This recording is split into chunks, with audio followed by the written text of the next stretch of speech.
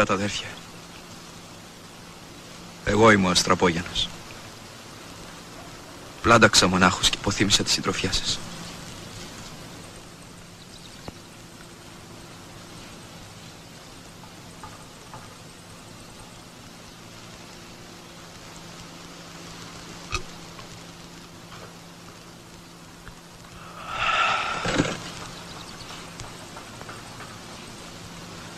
Παίξε.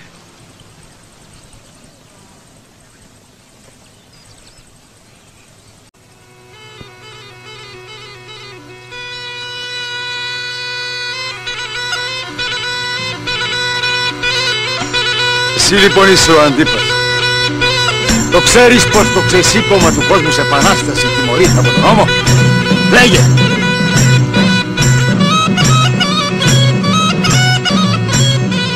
Άσε με παλικάρι μου. Εγώ πάω ταξίδι στα Κύθυρα, στα Κύθυρα, στα Κύθυρα. Και ο ξυλοδαρμός τιμωρείται γέροντα. Και το αναγκαστικό τραπέζι με λάσπη. Και η εκμετάλλευση. Και τα χαμηλά μεροκάματα. Και οι βιασμοί των γυναικών στα χωράφια. Να τη χαίρεσαι τη ζωή μέσα σε μέτρα όμως. Χωρίς υπερβολές, χωρίς να φτάνεις στην ήλιο. Αυτό είναι το νόημα. Που σημαίνει μετάβαση.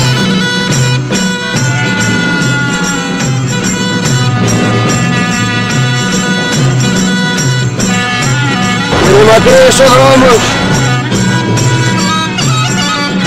Πέθανε ο Θεός σημαίνει, αγαπητοί μου φίλοι, σήμερα πρώτα ότι πέθανε ο δάσκαλος.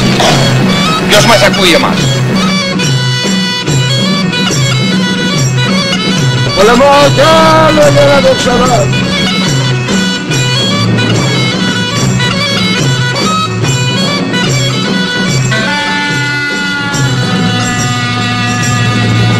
Να τη ζω, να τη χαίρομαι όσο μπορώ πιο έτοιμα. Γιατί λάθη τα κάνουμε όλοι αγαπητοί. Όσο μπορώ πιο έτοιμα.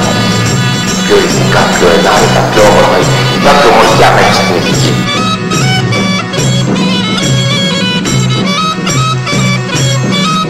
Με κοιτάτε αδέρφια.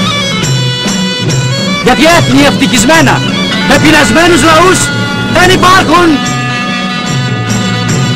Πλάνταξα μονάχους και υποθύμησα τη συντροφιά σας. Θες να έρθει η ώρα? Εγώ τελείωσα, αξιότιμοι συνάδελφοι. Γεια σας όλους, κύριε Σαμάθια. Καμιά φορά κανείς με το θάνατό του προσφέρει πιο πολλά παρά ζούσε.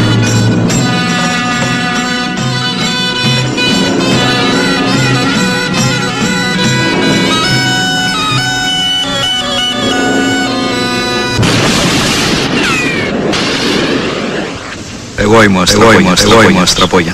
Αστραπόγιανος.